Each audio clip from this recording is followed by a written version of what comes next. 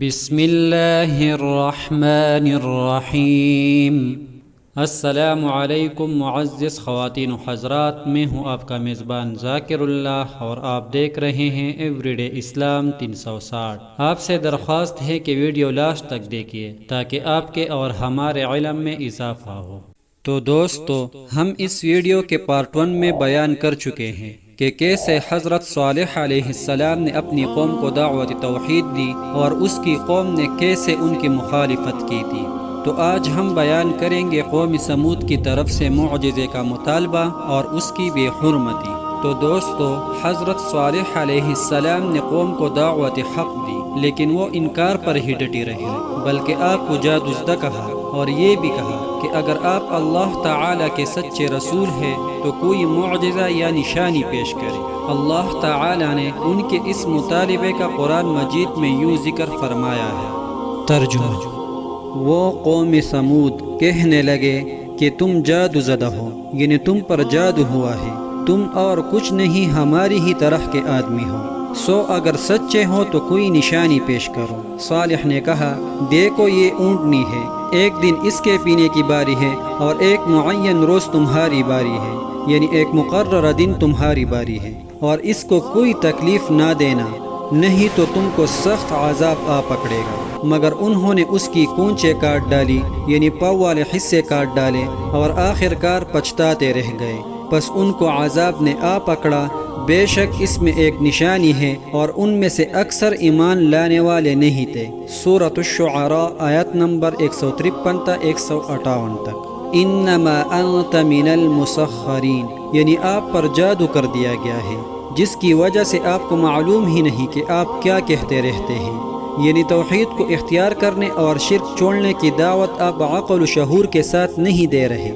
اکثر علماء نے المسخرین کا یہی مطلب بیان کیا ہے کہ اس سے مراد مسحور یعنی جادو سے متاثر ہے۔ سورہ قمر میں ارشاد باری تعالی ہے، اے صالح، ہم ان کی آزمائش کے لیے اونٹنی بھیجنے والے ہیں، سو تم ان کو دیکھتے رہو اور صبر کرو اور ان کو آگاہ کر دو کہ ان میں پانی کی باری مقرر کر دی گئی ہے، ہر باری والے کو اپنی باری پر آنا چاہیے۔ سورۃ القمر آیات نمبر 28۔ حضرت صالح علیہ السلام نے فرمایا، اگر میں مطالبہ اسی انداز سے پورا کر دوں جیسے تم نے کہا ہے تو کیا تم واقعی اس دین پر ایمان لے آؤ گے جو میں لایا ہوں؟ سب نے کہا، ہاں، ہم تجھ پر ایمان بھی لائیں گے اور تیری باتوں کی تصدیق بھی کریں گے۔ آپ نے ان سے پختہ وعدہ لے لیا۔ تب آپ نے کھڑے ہو کر نماز ادا کی، پھر اللہ تعالی سے دعا کی کہ وہ ان لوگوں کا مطالبہ پورا فرمائے۔ اللہ کے حکم سے وہ چٹان پھٹ گئی اور اس میں سے ایک بہت بڑی حاملہ اونٹنی نکلی، جس میں وہ تمام صفات موجود تھی جو مطالبہ کرنے والوں نے بیان کی تھی۔ جب انہوں نے اپنی آنکھوں سے یہ معجزہ ظاہر ہوتے دیکھ لیا تو انہیں اس کی عظمت کا احساس ہوا اور وہ مرعوب ہو گئے۔ یہ اللہ کی قدرت کی ایک واضح نشانی اور حضرت صالح علیہ السلام کی نبوت کا ناقابل تردید ثبوت تھا۔ چنانچہ قوم کے کچھ لوگ ایمان لے آئے، لیکن اکثر لوگ کفر و ضلالت اور ہٹ درمی پر اڑے رہے۔ اسی لیے اللہ تعالی نے فرمایا، فَظَلَمُوا بِهَا، یعنی اس کا انکار کیا، اس کو دیکھ کر حق کی پیروی نہیں کی۔ اس سے مراد ان کی اکثریت کا عمل ہے۔ وہ اونٹنی ان میں کافی عرصے تک موجود رہی، ان کے علاقے میں جہاں سے چاہتی چرتی اور پھرتی، اور جب کنویں پر پانی پینے جاتی تو کنویں کا سارا پانی پی لیتی۔ چنانچہ لوگ اپنی باری والے دن اگلے دن کے لیے بھی پانی بھر لیتے تھے، وہ لوگ اس کا دودھ پیتے اور وہ سب کے لیے کافی ہو جاتا۔ اس لیے آپ نے ان سے فرمایا، ایک دن اس کے پینے کی باری ہے اور ایک معین روز تمہاری باری ہے۔ ارشاد باری تعالی ہے، اِنَّا مُرْسِلُ النَّاقَةِ فِتْنَةٌ لَهُمْ، ہم اونٹنی ان کے لیے آزمائش بنا کر بھیجنے والے ہیں۔ آزمائش اس لحاظ سے تھی کہ کیا وہ اتنا بڑا معجزہ دیکھ کر بھی ایمان لاتے ہیں یا نہیں۔ فَارْتَقِبْهُمْ، پس انتظار کیجئے کہ ان کا انجام کیا ہوتا ہے، اور ان کی طرف سے تکلیف دی جائے تو صبر کیجئے اور ان کو آگاہ کر دیجئے کہ ان میں پانی کی باری مقرر کر دی گئی ہے، ہر باری والے کو اپنی باری پر آنا چاہیے۔ اور صالح علیہ السلام نے فرمایا، اے میری قوم، یہ اللہ کی اونٹنی تمہارے لیے ایک نشانی یعنی معجزہ ہے، لہٰذا اس کو چھوڑ دو کہ اللہ کی زمین میں جہاں سے چاہے چرے اور پھرے، اس کو کسی طرح کی تکلیف نہ دینا ورنہ تمہیں جلد عذاب آ پکڑے گا۔ سورۃ ہود آیت نمبر 64۔ ایک عرصے تک یہ معاملہ یوں ہی چلتا رہا، آخر ان کے سردار جمع ہوئے اور مشورہ کے بعد متفقہ فیصلہ کیا کہ اونٹنی کو قتل کر دے تاکہ اس سے جان چھوٹے اور انہیں سارا پانی مل جائے۔ اللہ تعالیٰ کا ارشاد ہے، آخر انہوں نے اونٹنی کی کونچوں کو کاٹ ڈالا اور اپنے پروردگار کے حکم سے سرکشی کی اور کہنے لگے کہ صالح، جس چیز سے تم ہمیں ڈراتے تھے، اگر تم اللہ کے پیغمبر ہو تو اسے ہم پر لے آؤ۔ سورۃ الاعراف آیت نمبر 77۔ سازشی قوم نے اللہ کے معجزے پر ایمان لانے کی بجائے اس پر ظلم کیا اور اپنے ہاتھوں اپنی ہلاکت کا بندوبست کر دیا۔ تو دوستو، اب بات کرتے ہیں اس بدبخت انسان کی جس نے اس اونٹنی کو قتل کرنے کے لیے اپنا ہاتھ بڑھایا۔ تو بھائیو، جس شخص نے اونٹنی کو قتل کرنے کی ذمہ داری اٹھائی اس کا نام قیدار بن سالف تھا۔ وہ سرخ فام اور نیلی آنکھوں والا تھا۔